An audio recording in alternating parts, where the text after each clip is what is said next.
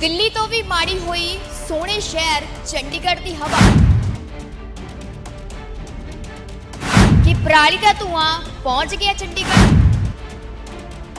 सारा पराली का कसूर नहीं है, थोड़े वाष्पीकरण है, थोड़े जैसे धुंध होती है सुबह जो ओस पड़ती है उसका पानी थोड़ा ऊपर जाता है, कुछ धुएं के कण हैं, कुछ धूल के हैं, इनको मिलकर तब सूर्य तो दिखाई नहीं देता ना।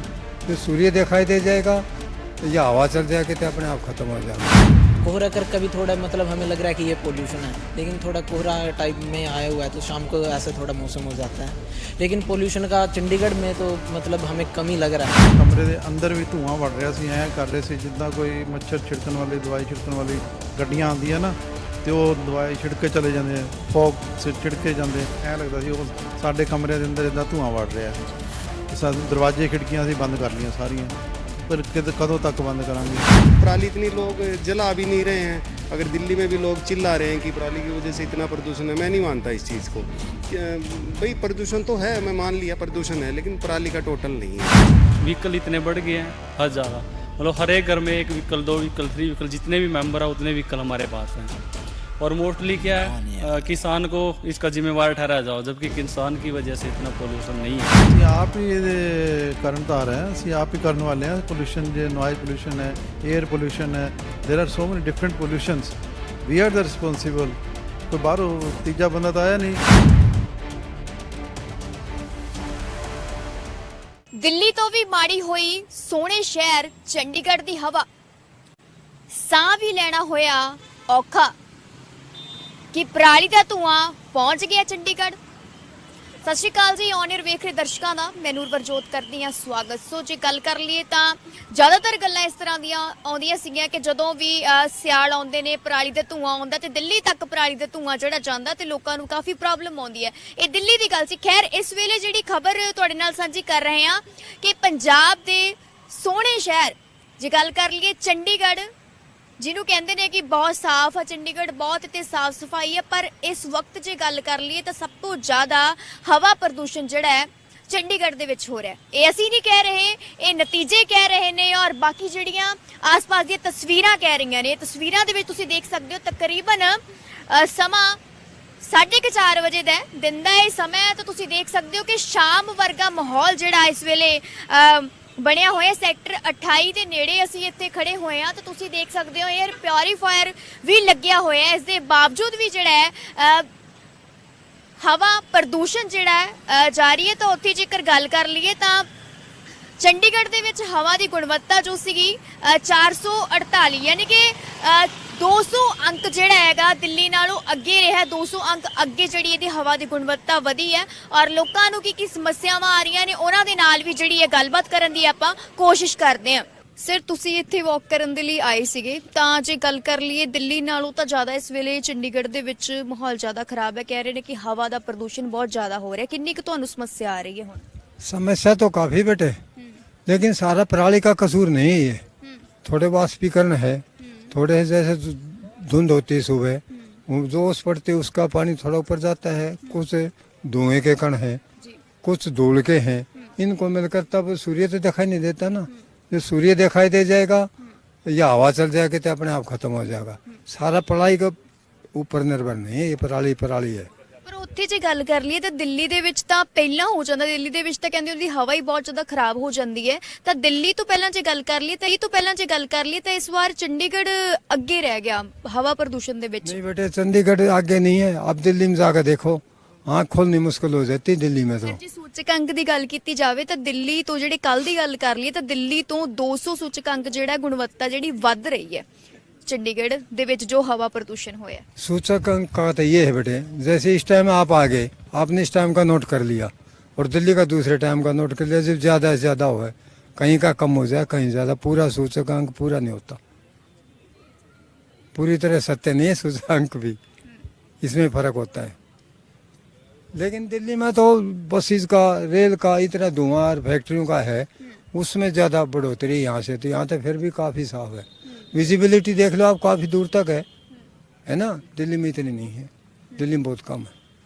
ਕਹਿਣ ਦਾ ਭਾਵ ਕਿ ਚੰਡੀਗੜ੍ਹ ਦੇ ਵਿੱਚ ਜਿਹੜੀ ਹੈ ਹਜੇ ਵੀ ਥੋੜੀ ਕਹਿ ਰਹੇ ਨੇ ਕਿ ਰਾਹਤ ਹੈ ਤੇ ਵਿਜ਼ਿਬਿਲਟੀ ਕਹਿੰਦੇ ਥੋੜੀ ਜਿਹੜੀ ਹੈ ਦੇਖਣ ਨੂੰ ਮਿਲ ਰਹੀ ਹੈ। ਤਾਂ ਉੱਥੇ ਜੇ ਗੱਲ ਕਰ ਲਈਏ ਤਾਂ ਅਕੋਰਡਿੰਗ ਟੂ ਜਿਹੜੇ ਰਿਕਾਰਡਸ ਨੇਗੇ ਉਹਨਾਂ ਦੇ ਮੁਤਾਬਿਕ ਜਿਹੜਾ ਚੰਡੀਗੜ੍ਹ ਦੇ ਵਿੱਚ ਐਦਾਂ ਦਾ ਕਦੇ ਮਾਹੌਲ ਜਿਹੜਾ ਨਹੀਂ ਹੋਇਆ, ਬਟ ਇਸ ਵਾਰ ਜਿਹੜਾ ਮਾਹੌਲ ਇਸ ਤਰ੍ਹਾਂ ਬਣਿਆ ਹੋਇਆ। ਸੋ ਲਗਾਤਾਰ ਆਪਾਂ ਗੱਲਬਾਤ ਕਰਨ ਦੀ ਕੋਸ਼ਿਸ਼ ਕਰ ਰਹੇ ਹਾਂ। ਤੁਹਾਨੂੰ ਕੀ ਲੱਗਦਾ ਹੈ ਜਿਸ ਤਰ੍ਹਾਂ ਹੁਣ ਮੌਸਮ ਦਾ ਹਾਲ ਹੈ, ਜੇ ਗੱਲ ਕਰ ਲਈ ਤਾਂ ਸਮਾਂ ਕੀ ਹੋਇਆ 5 ਵਜੇ ਨੇ, ਵੈਸੇ ਤਾਂ ਹੁਣ ਇਸ ਟਾਈਮ ਤਾਂ ਹਨੇਰਾ ਹੋ ਜਾਂਦਾ ਹੈ, ਪਰ ਉਸ ਤੋਂ ਪਹਿਲਾਂ ਜੇ ਦੁਪਹਿਰ ਦੀ ਵੀ ਗੱਲ ਕੀਤੀ ਜਾਵੇ ਤਾਂ ਮੌਸਮ ਇਸੇ ਤਰ੍ਹਾਂ ਹੀ ਸੀ। नहीं, मौसम का मैम ऐसा है, कोई हम ये कहें प्रदूषण जो है वो गाड़ियों के धुएं से भी है ही। डीजल की गाड़ियां हैं, ऑटो हैं जैसे चलते हैं, उनमें वहाँ भी ध्यान देना चाहिए ना कि इतना ज़्यादा उस पर ध्यान नहीं देते। लेकिन अब पराली इतनी लोग जला भी नहीं रहे हैं। अगर दिल्ली में भी लोग चिल्ला रहे हैं कि पराली की वजह से इतना प्रदूषण है, मैं नहीं मानता इस चीज़ को। भाई प्रदूषण तो है, मैं मान लिया प्रदूषण है, लेकिन पराली का टोटल नहीं है जी। साधन भी बहुत हो गए हैं, और ऑटो वाटो ये वो जो डीजल के खासकर वाहन हैं जो चलते हैं उन पे ध्यान देना ही चाहिए। पर्ची तो कटवा लेते हैं, जो पर्ची काटने वाले भी हैं वो प्रॉपर काटते नहीं हैं उस चीज़ को। वो जबकि वो कहते हैं ना प्रॉपर नहीं होती वो पर्ची, वो सिर्फ चलान के लिए होती है कि कटवाई हुई तो चलान नहीं होगा, लेकिन धुआं इतना फेंक रहा तो चलान होना चाहिए। बाकी पराली का इतना वो नहीं मैं कहूँगा। ਜੀ ਤੇ ਤੁਹਾਨੂੰ ਕੀ ਕੋਈ ਸਮੱਸਿਆ ਲੱਗੀ ਹੈ, ਕੁਝ ਲੱਗਿਆ ਜੋ ਤੁਸੀਂ ਇੱਥੇ ਆਏ? ਕਈ ਵਾਰ ਸਾਹ ਲੈਣ ਦੇ ਵਿੱਚ ਦਿੱਕਤ ਆਉਂਦੀ ਹੈ, ਕੁਝ ਡਿਫਰੈਂਟ ਲੱਗਿਆ ਹੋਵੇ, ਅੱਖਾਂ ਨੂੰ ਕਈ ਵਾਰ ਲੱਗਦਾ ਹੈ? नहीं, आँखों में या सांस लेने में तो कुछ नहीं लगा, लेकिन ये है कि थोड़ा मौसम खुल नहीं रहा है कुछ दिनों से। बाकी हमें आते हैं तो हमें ऐसा कुछ महसूस नहीं हुआ कि भाई सांस लेने में दिक्कत है या आँखों में कुछ लग रहा है, मैम ऐसा कुछ नहीं है। हाँ, दिल्ली में देखो बेटे, आप दिल्ली में आँखें बिल्कुल जलन। ਜਿਹੜੇ ਇਸ ਵੇਲੇ ਰਿਕਾਰਡ ਕੀਤਾ ਗਿਆ ਦਿੱਲੀ ਨਾਲੋਂ ਜ਼ਿਆਦਾ ਚੰਡੀਗੜ੍ਹ ਦਾ ਮੌਸਮ ਖਰਾਬ ਹੈ ਕਿ ਹਵਾ ਜਿਹੜੀ ਜ਼ਿਆਦਾ ਪ੍ਰਦੂਸ਼ਿਤ ਹੋ ਰਹੀ ਹੈ, ਤੁਸੀਂ ਕੀ ਰੀਜ਼ਨ ਮੰਨਦੇ ਹੋ ਇਹਨੂੰ? रीजन तो मैम ये सारा अपना व्हीकल का है। व्हीकल इतने बढ़ गए हैं, हद ज़्यादा। मतलब हर एक घर में एक व्हीकल, 2 व्हीकल, 3 व्हीकल, जितने भी मेंबर है उतने व्हीकल हमारे पास हैं। और मोस्टली क्या है, किसान को इसका जिम्मेवार ठहराया जाओ, जबकि किसान की वजह से इतना पोल्यूशन नहीं है। ਕੀ ਤੁਹਾਨੂੰ ਨਹੀਂ ਲੱਗਦਾ ਕਿ ਇਸ ਵਾਰ ਜਿਹੜਾ ਧੂਆਂ ਹੈ ਚੰਡੀਗੜ੍ਹ ਤਾਂ ਨਹੀਂ ਪਹੁੰਚਿਆ ਪਰਾਲੀ ਦਾ? ना जी, हरियाणा तक नहीं पहुंचा, वो दिल्ली को ही रह गया जी, इधर नहीं कुछ भी पहुंचा। और हरियाणा तक भी सारा पोल्यूशन दिल्ली से पहुंच गया। ऐसा कुछ नहीं है मैम, ये सारे मतलब किसान को ना वैसे ही ब्लेम किया जा रहा है बार बार ना। बाकी किसान का कोई ऐसा है नहीं कि उसकी वजह से पोल्यूशन, उसका तो कुछ टाइमिंग है, 2-4 दिन ही पराली जलाते, वो भी होता है जलाना बंद ही कर देता। ठीक है जी। तो फिर जो पोल्यूशन का मेन रीजन क्या है, अपने व्हीकल इतने ज़्यादा बढ़ते जा रहे हैं, और इतनी बड़ी बड़ी फैक्ट्री है, उनका पोल्यूशन तो देखते ही नहीं। वो दिन रात इतना गंदा, मतलब जो पोल्यूशन है उसमें सांस लेना ही बड़ी मुश्किल है। आप यहाँ चंडीगढ़ से जब जाओगे ना अम्बाड़ा, तो बीच में इतना ज़बरदस्त पोल्यूशन आया, गड्डी के अंदर बैठे बैठे आप सांस लेने में आपको प्रॉब्लम होगी। उन बड़ी बड़ी फैक्ट्रियों पर कोई कंट्रोल नहीं हो रहा, वो जितना मर्जी पोल्यूशन बनाए उन पर कोई कंट्रोल नहीं है। ठीक है जी। ਤੁਹਾਨੂੰ ਕੀ ਲੱਗਦਾ ਹੈ? मैम सेम रीज़न है, जैसे कि अभी तो सरकार ने कि बंद किया, जैसे हरियाणा से आए हम, हरियाणा में तो मतलब सरकार ने बैन किया हुआ है इस चीज़ को कि किसान पराली नहीं जला सकता, बिल्कुल बैन है मैम। उसके जैसे पर एकड़ के हिसाब से 1000 रुपया दे रही है सरकार उसको बंद करके, तो किसान तो इस बार नहीं जला रहा मैम, उस पर फाइन भी लग रहा है इसी चीज़ को लेकर। ਫਿਰ ਇਹ ਕਾਹਦਾ ਪ੍ਰਦੂਸ਼ਣ ਲੱਗਦਾ ਤੁਹਾਨੂੰ? प्रदूषण मैम व्हीकल का कुछ हम बोल सकते हैं व्हीकल के बारे में, और जो ये फैक्ट्री वगैरह है इनका ही। ਇਹ ਕਿੰਨਾ ਕੁ ਸਹੀ ਹੈ? ਇਸ ਤਰ੍ਹਾਂ ਆਪਾਂ ਦੇਖਦੇ ਟਾਈਮ ਹਜੇ ਇੰਨਾ ਕੁਝ ਹੋਇਆ ਨਹੀਂ ਹੈ, ਦੁਪਹਿਰੇ ਵੀ ਇਸ ਤਰ੍ਹਾਂ ਦਾ ਮੌਸਮ ਹੀ ਲੱਗ ਰਿਹਾ ਸੀਗਾ ਕਿ ਜਿਸ ਤਰ੍ਹਾਂ ਸ਼ਾਮ ਹੋ ਗਈ ਹੋਵੇ। मैम कुछ तो देखो मौसम का फर्क है, जैसे कि कोहरा हो रहा है इस टाइम पे, कोहरा कर कभी थोड़ा मतलब हमें लग रहा है कि ये पोल्यूशन है, लेकिन थोड़ा कोहरा टाइप में आया हुआ है तो शाम को ऐसा थोड़ा मौसम हो जाता है। लेकिन पोल्यूशन का चंडीगढ़ में तो मतलब हमें कम ही लग रहा है।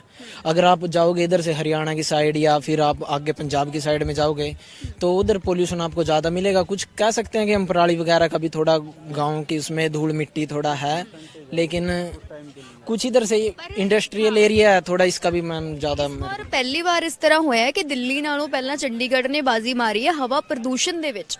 ਜੇ ਨੋਟ ਕੀਤਾ ਗਿਆ ਤਾਂ ਜ਼ਿਆਦਾ ਪ੍ਰਦੂਸ਼ਣ ਜਿਹੜਾ ਸੀਗਾ, ਹਵਾ ਦੀ ਗੁਣਵੱਤਾ ਖਰਾਬ ਸੀਗੀ, ਉਹ ਚੰਡੀਗੜ੍ਹ ਦੀ ਦਿੱਲੀ ਨਾਲੋਂ ਜ਼ਿਆਦਾ ਸੀ। मैम उसका तो फिर ये व्हीकल ही जिम्मेदार है हमारी से तो लग रहा है, क्योंकि पहले तो जैसे कि व्हीकल कम थे तो 3-3 अगर किसी को कहीं जाना भी होता था तो मतलब कि एडजस्टमेंट करके जाते थे कि भाई तू मेरे साथ चल, तू मेरे साथ चल।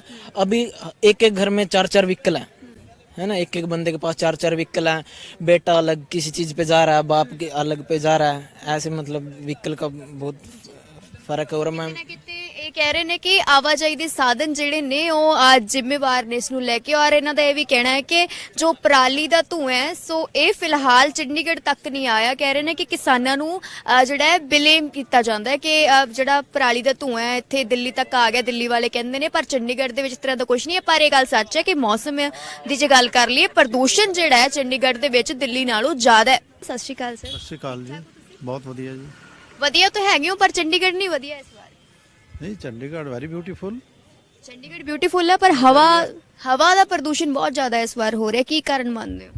ਹਾਂ, ਇਹ ਅਸੀਂ ਆਪ ਹੀ ਇਹਦੇ ਕਾਰਨਦਾਰ ਹੈ, ਅਸੀਂ ਆਪ ਹੀ ਕਰਨ ਵਾਲੇ ਹਾਂ। ਪੋਲੂਸ਼ਨ, ਜੇ ਨੋਇਜ਼ ਪੋਲੂਸ਼ਨ ਹੈ, 에ਅਰ ਪੋਲੂਸ਼ਨ ਹੈ, there are so many different pollutions, we are the responsible. ਕੋਈ ਬਾਹਰੋਂ ਤੀਜਾ ਬੰਦਾ ਤਾਂ ਆਇਆ ਨਹੀਂ। ਅਸੀਂ ਜੋ ਮਤਲਬ ਜੇ ਪੰਜਾਬੀ ਚ ਕਹਿੰਦੇ ਜੀ ਗੰਦ ਪਾਇਆ ਜੇ, ਅਸੀਂ ਪਾਇਆ ਨਾ, ਤੇ ਸਫਾਈ ਵੀ ਅਸੀਂ ਕਰਨੀ ਹੈ। ਹੁਣ ਮੋਦੀ ਸਾਹਿਬ ਕਿੰਨਾ ਕਹਿਣਗੇ ਸਫਾਈ ਕਰੋ ਸਫਾਈ ਕਰੋ, ਸਾਨੂੰ ਚਾਹੀਦਾ ਪਹਿਲਾਂ ਹੀ ਚਾਹੀਦਾ ਸੀ, ਉਹਨਾਂ ਨੂੰ ਕਹਿਣ ਦੀ ਲੋੜ ਹੀ ਨਾ ਪਵੇ। ਜੇ ਹੁਣ 에ਅਰ ਪੋਲੂਸ਼ਨ ਆ ਰਿਹਾ, ਨੋਇਜ਼ ਪੋਲੂਸ਼ਨ ਆ ਰਿਹਾ, ਜਿਹੜੇ ਹੋਰ ਟਾਈਪ ਦੇ ਸਾਈਬਰ ਪੋਲੂਸ਼ਨਸ ਆ ਰਹੇ ਨੇ, ਅਸੀਂ ਆਪ ਬਚਾਵਾਂਗੇ ਨਾ। ਉੱਥੇ ਜੇ ਗੱਲ ਕਰ ਲਈਏ ਤਾਂ ਅਕਸਰ ਇਹ ਚੀਕਾਂ ਵੱਜ ਜਾਂਦੀਆਂ ਜਦੋਂ ਸਿਆਲ ਆਉਂਦੇ ਨੇ, ਪਰਾਲੀ ਮੱਚਦੀ ਹੈ, ਕਹਿੰਦੇ ਕਿ ਧੂਆਂ ਦਿੱਲੀ ਤੱਕ ਪਹੁੰਚ ਗਿਆ, ਦਿੱਲੀ ਵਾਲੇ ਚੀਕਾਂ ਮਾਰਦੇ ਨੇ। ਪਰ ਇਸ ਵਾਰ ਤਾਂ ਇਸ ਤਰ੍ਹਾਂ ਦਾ ਵੀ ਹੋ ਗਿਆ ਕਿ ਚੰਡੀਗੜ੍ਹ ਦੇ ਵਿੱਚ ਵੀ ਪੋਲੂਸ਼ਨ ਆ ਰਿਹਾ। ਪੋਲੂਸ਼ਨ ਤੁਸੀਂ ਕਿਸ ਦਾ ਮੰਨਦੇ ਹੋ? ਨਹੀਂ, ਪੋਲੂਸ਼ਨ ਦੇ ਵਿੱਚ ਤਾਂ ਦੇਖੋ ਟ੍ਰੈਫਿਕ ਤਾਂ ਹੈ ਹੀ ਹੈ, ਗੱਡੀਆਂ ਜਿਹੜੀਆਂ ਚੱਲ ਰਹੀਆਂ। ਜੇ ਅਸੀਂ ਤੁਹਾਨੂੰ ਲੱਗਦਾ ਕਿ ਪਰਾਲੀ ਦਾ ਧੂਆਂ ਜਿਹੜਾ ਚੰਡੀਗੜ੍ਹ ਤੱਕ ਪਹੁੰਚਿਆ?